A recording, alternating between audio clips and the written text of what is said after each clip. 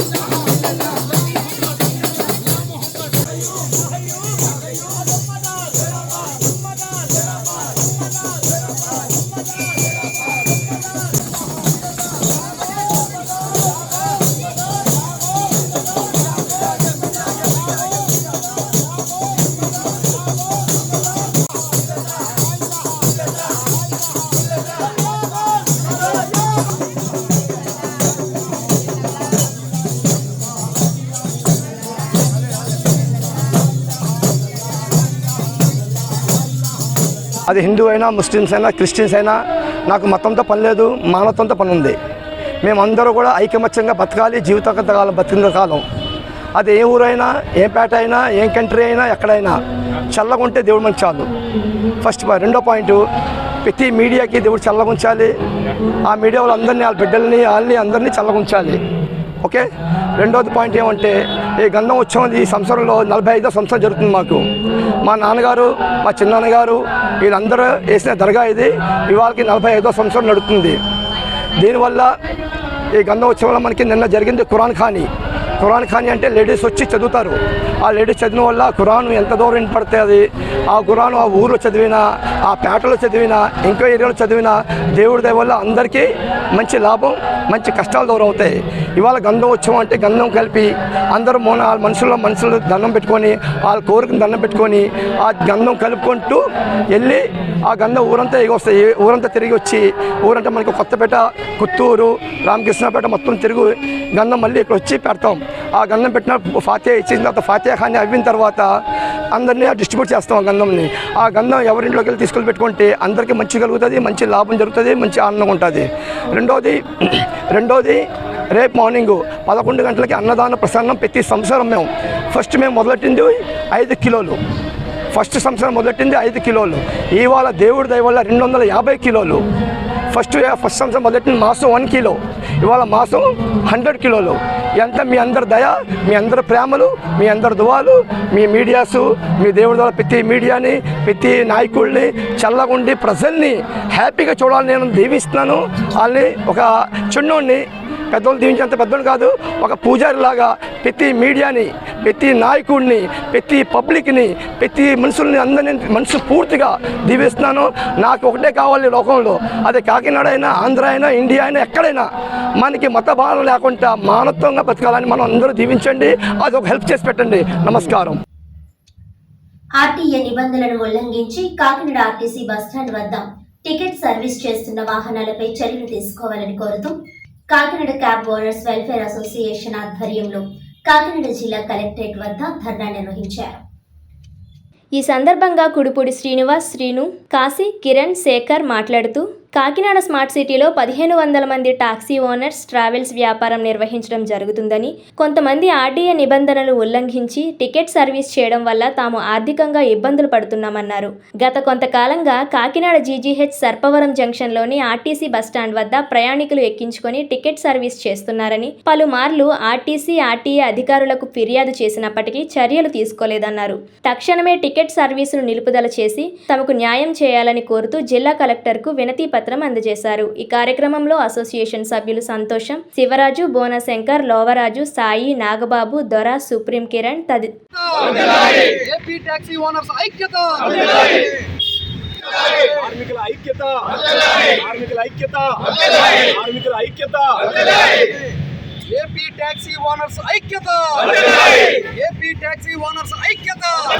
2 సంవత్సరాల కాలంగా కాకినాడలోని GGH bus stand మరియు సర్పవరం బస్ స్టాండ్, అలాగే జగన్నాథపురం బస్ స్టాండ్లలో కొంతమంది ప్రైవేటు వ్యక్తులు, అంటే ప్రైవేటు కారులతోనూ అలాగే ట్యాక్సీ పర్మిట్ లేని వాహనములలోనూ కాకినాడ నుంచి విశాఖపట్నం, రాజమండ్రి మొదలగు ప్రాంతాలకు టికెట్ సర్వీస్ చేస్తూ, అంటే 300కు 200కు ప్రయాణికుల్ని టికెట్ల కింద ఎక్కించుకొని అనాథరైజ్డ్ వాహనాల్లో విశాఖపట్నం కానీ రాజమండ్రి కానీ చేరవేయడం జరుగుతుంది.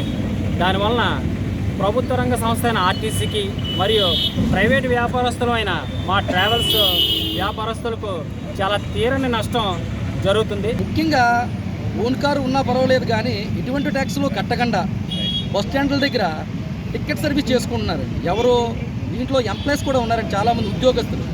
ఎవరైతే రాజమండ్రి నుంచి కాకినాడ నుంచి రాజమండ్రి రోజు సిటీ సర్వీసులు చేసేవాళ్ళు, వాళ్ళు కారు వేసుకొని రావడం, వచ్చి ఒక నలుగురిని ఎక్కించుకొని వెళ్ళడం జరుగుతుంది. మేము కూడా వాళ్ళందరికీ విన్నవించామండి. ఏమని ఇది ఇలా చేయడం కరెక్ట్ కాదు.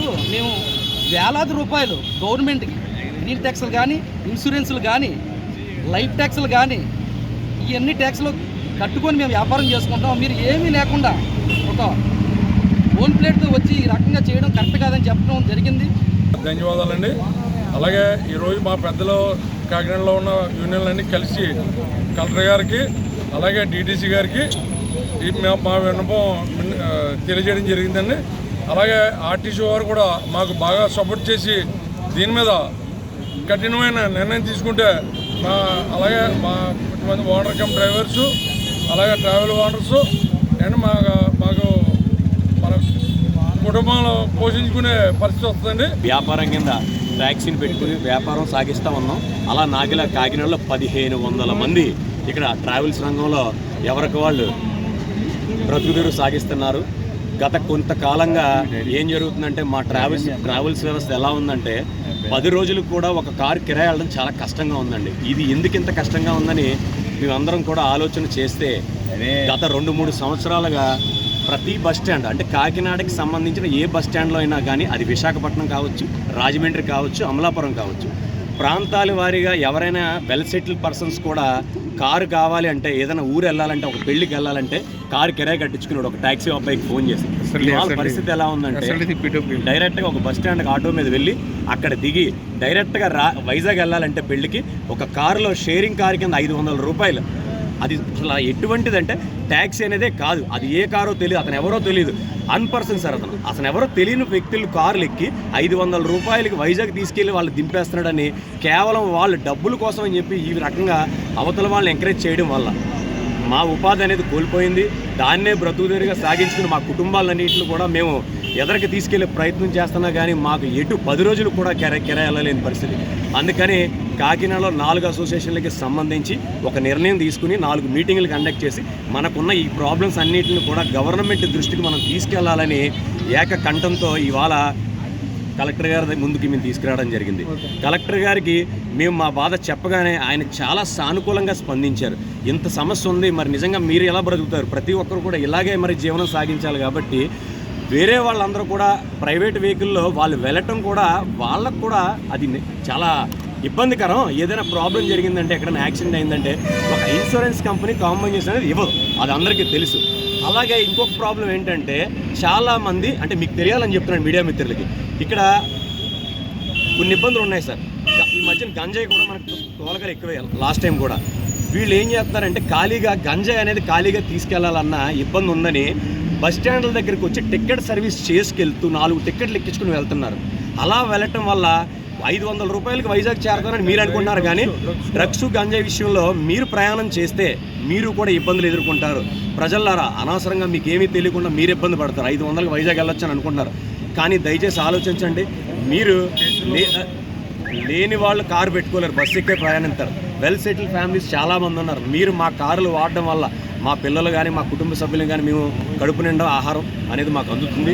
మీరు ఎప్పుడైతే డబ్బులు ఉన్నా కూడా 500 రూపాయలు మీకు అక్కడ దొరుకుతుందని మీరు వెళ్ళటం వల్ల మేము రోడ్డు మీద పెడుతున్నాం. దయచేసి మీరు అందరూ ఆలోచించి అలాగే మాకు సపోర్ట్ చేస్తారని, మీ సేఫ్టీ అనేది మీరు చూసుకుంటారని, అలాగే కలెక్టర్ గారి ఆదేశాల మేరకు ఏ డిపార్ట్మెంట్లకు అయితే వాళ్ళు ఆదేశాలు ఇస్తారో ఆ గవర్నమెంట్ ఆ డిపార్ట్మెంట్లు కూడా మాకు సహకరించాలని, అలాగే ఈరోజు మాకున్న ఇబ్బందుల్ని మీడియా మిత్రులు కూడా మీడియాలో ప్రచారం చేసి అటు గవర్నమెంట్ని కానీ ఇటు పబ్లిక్ని కానీ ఒక అవేర్నెస్ కల్పించి మాకు అందరూ కూడా సపోర్ట్ చేసే విధంగా మాకు సహకరిస్తారని ప్రతి ఒక్కరిని కోరుకుంటూ వార్తలను ముఖ్యాంశాలు మరోసారి.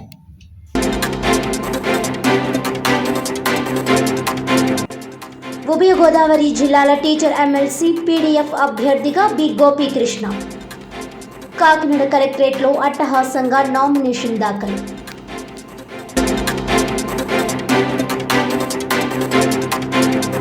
బాల్య వివాహాలపై ప్రజలు అప్రమత్తంగా ఉండాలి. బాల్య వివాహాల నిరోధక అవగాహన సదస్సులో ఐసీడీఎస్ పీడీ కొండ ప్రవీణ.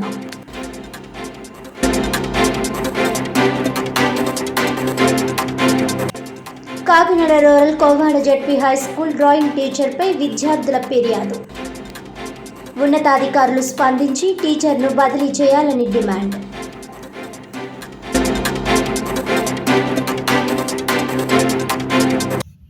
ఈనాటి వార్తలు ఇంతటితో సమాప్తం. తిరిగి వచ్చే బులెటిన్లో మళ్ళీ కలుద్దాం. అంతవరకు సెలవు. నమస్కారం.